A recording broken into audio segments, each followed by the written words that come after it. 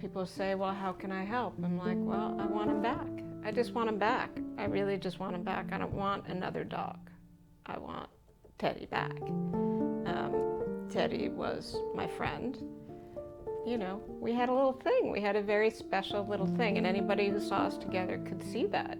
They could see the way he looked at me and the way I looked at him and the way we were just so in sync and the way his head would turn and respond to everything I told him and said to him. The way I would just sing him little songs all day long here. I'd change the words to holiday tunes to star Teddy.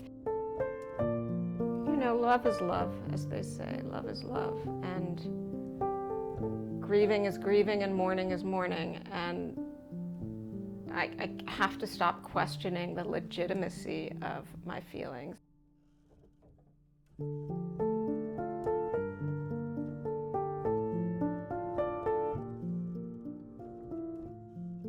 Yesterday was a really, really rough day. Every time I think I'm crawling out of it, I get hit hard again.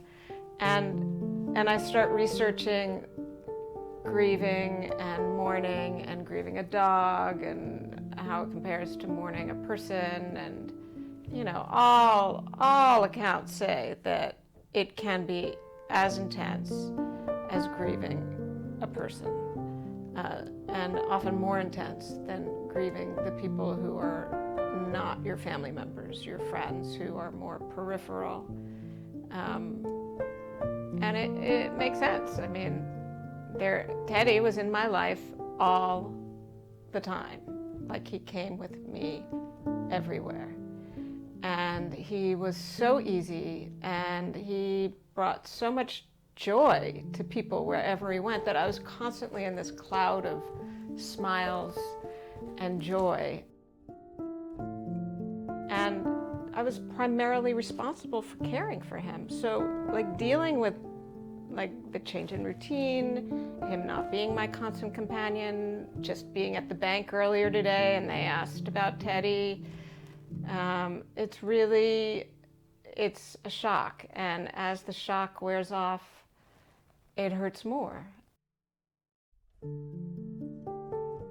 I don't want to live my life like this, in mourning and grieving.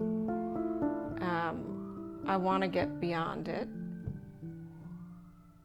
And so I think, well, maybe I should treat it like any other kind of disruptive or addictive thought. Like, just stop it in its tracks and don't take the bait. Just don't go traveling that thought to that place, that sad place that is somehow satisfying.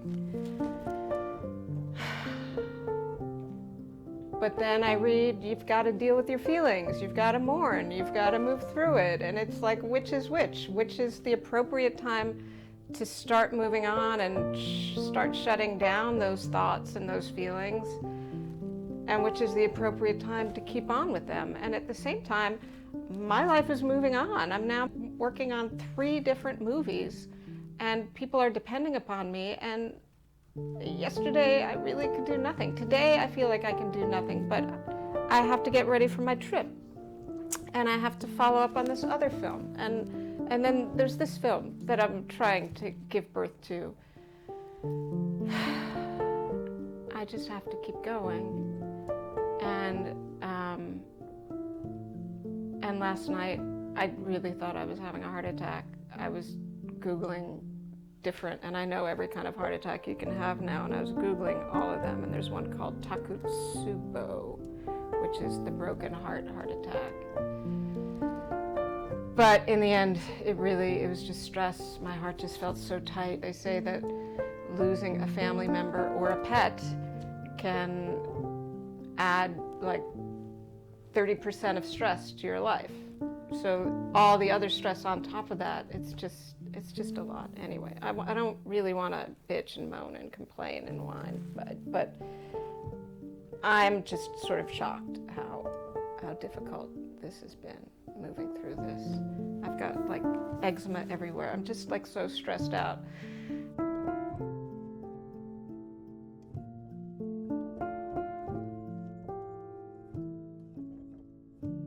I am traveling again tomorrow to Florida, and then to Chicago. In Chicago, I will be meeting a psychologist who wrote an article about how hard it is and why it's so hard when a dog dies, and the sort of different ways it comes at you. So I'm looking forward to meeting him and interviewing him, and just exploring this new territory, this new life without Teddy. But right now, I've got to do laundry and pack and check out the GoPro for the shoot we have on Friday. I have to get the questions together for the shoot we have tomorrow with a prominent former congresswoman that I have not even begun to prepare for. And I have video I need to watch for this other film. And I have to eat lunch. I have to take good care of myself. Anyway.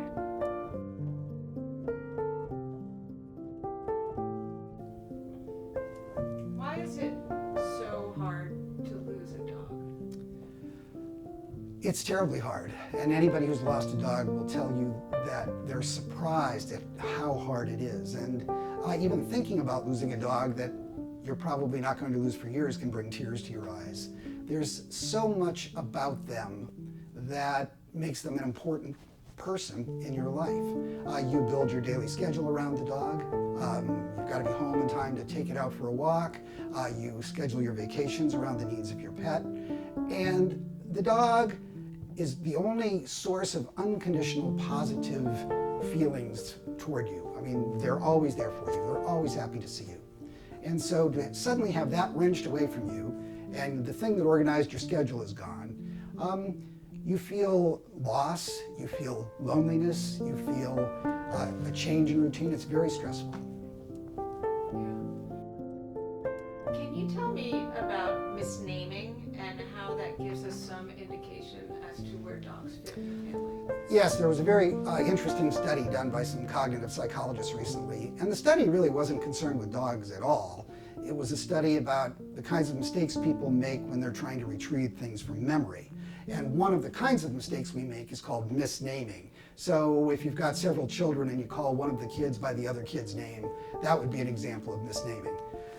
What they found in this study, just by accident, is that the dog's name gets mixed up with the kids' names as if it's a member of the family. So there's something special about where that dog's name is stored in the brain. Wherever it is, it's stored in the same place as your children's names. Can you tell me about your experience with your dog? Sure. Now, I've lost several dogs in my life, and it's never easy, but the most recent one was our dog Murphy. And this was even harder on my wife than it was on me because they were constant companions. And I think something that compounds the difficulty is when you make the decision to have the dog put down, because in some ways you feel like you're the one pulling the trigger. You're the one that's setting the date. And I remember setting the date for a Friday, some days in advance, and you're just counting down the hours of the clock, right? You know, one more day, half more day. And the vet comes to the house, and the dog doesn't know what's going on. There are all these strange people, the dog isn't feeling well, but we're surrounding her and, you know, talking to her, and it's just talking about it, you know, makes me want to cry all over again. When that was over, then you go to work the next day, right? And you tell people, you know, my dog died, and they say, oh, yeah, I'm sorry. And when other people's dogs die, it is a dog, and you know they feel bad, but you don't feel it. But when it's yours, you feel it big time. But there's none of the usual things that help people through the grief process. A person dies, there's a memorial service, maybe a religious service, an obituary in the newspaper, the neighbors bring food over. There's all kinds of things that happen to acknowledge that you are going through something very serious. And with the dog, you just are supposed to show up the next day, and people know you feel bad, but especially people who've never had a dog really can't empathize. My little dog, he was my best friend, literally. He came everywhere with me. He's been gone now for 5 weeks, and I still cry most days. How it does last a lot longer than you expect it to. It really does. I think it's different for everyone. So to give you, okay, on August 18th, it will suddenly be over at noon, would be false. But over time, I think you will find the good memories start crowding out the ones that make you feel terrible. Every once in a while, those are going to sneak back in on you as well. It's inevitable. This thing that humans and dogs feel for each other, is it love? Yes, it is love. You can define love in dozens of different ways, and we have defined love in dozens of different ways. But this strong, emotional, positive attachment between two creatures, if that isn't love, I don't know what is.